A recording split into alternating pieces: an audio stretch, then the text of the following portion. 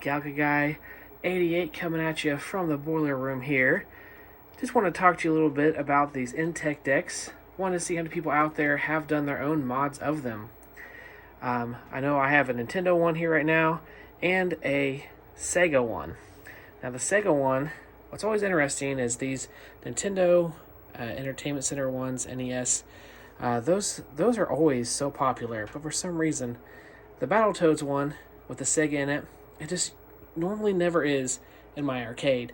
People don't really go towards it. I don't know if it's because it's not a very popular IP compared to the classics. It's playing Donkey Kong Jr. right now, things like that.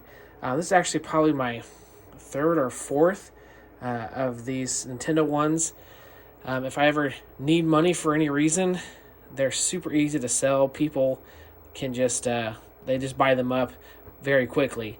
When it comes to the Sega one, I've actually put that one up for sale a couple of times, and usually it never sells. So if the wife is saying I need to get rid of some, that's always the first one where I'm like, oh yeah, I can put that up, we see what we can get, but normally no one has very much interest in it. I personally love it, and I wanted to highlight a game that I've been playing in it currently. Normally I have a cart in there that has like 280 some games just for variety, just being able to walk up and pick any game that you really want or think of on the Sega. But this was actually recommended to me, or I had heard about it, I should say. The Williams Arcade's Greatest Hits. Console Kids had mentioned it on one of his live streams. And the main reason why he mentioned it is because of Sinistar. He had said that this is one of the best arcade ports he's ever played. Surprisingly, it just was randomly something that he had found. So given that information, I thought, hey, I try it out.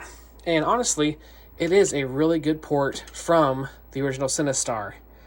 The bigger surprise, obviously, is Robotron.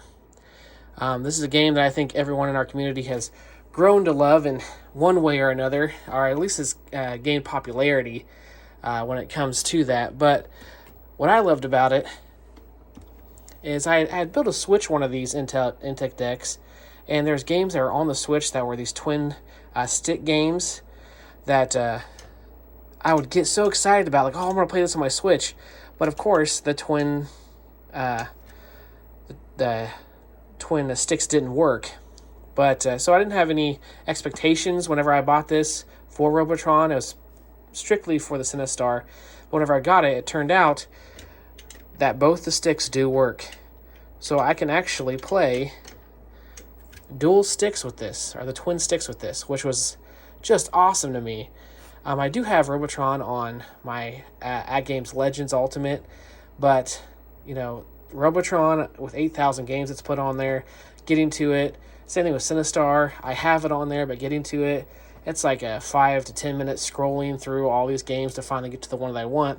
While with this one, even though it's not 100% the arcade, but it's very, very close to it and a lot easier to get to. So that was just something that I found pretty interesting, pretty cool.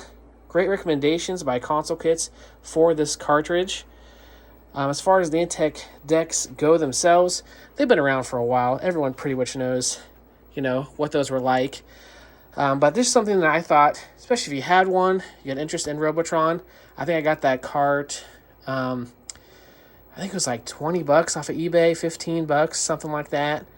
But it's really, really a great buy. Very, very easy to do, obviously. But yeah, you can't really beat that.